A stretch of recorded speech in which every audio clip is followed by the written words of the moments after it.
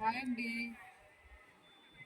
మన గార్డెన్లో మందార మొక్క చూసారా ఎంత బాగుందో, ఎంత హైట్ అయిందో.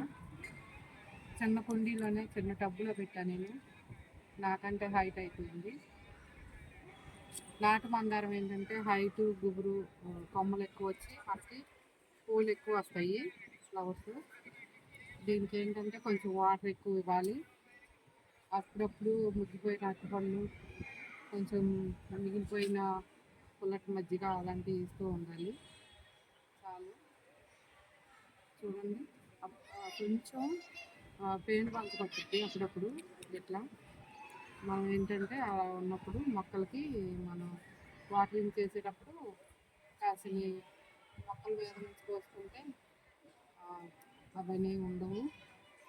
చూడండి, హైబ్రిడ్ అయితే ఇంత హైట్ అవ్వు, ఇన్ని ఫ్లవర్స్ కూడా రావు. చూడండి, మన గార్డెన్లో ఇలా ఇలా ఉంటే మనకి చిన్న మొక్కల మధ్యలో ఇట్లా కొంచెం పెద్ద పెద్ద మొక్కలు ఉంటే కూడా మన గార్డెన్ అందంగా ఉంటుంది. చూడండి కొంచెం ఎంత బాగుందో. మీరు కూడా నాటు మందారమే కొనండి, ఏమన్నా కొంటే. మనకి హైబ్రిడ్ మందారాలు ఉండవు, ఎక్కువ రోజులు ఉండదు మొక్క. ఫ్లవరింగ్ అయిపోగానే ఆ మొక్క అనేది ఉండదు.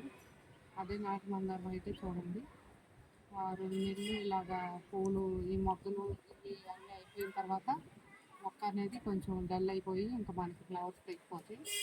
అప్పుడు ఇది మొత్తం ప్రూనింగ్ చేసేయాలి. ఈ రౌండ్ నేను ఇక్కడ నుండి చేశాను, 2 నెలలు అయింది చేసి.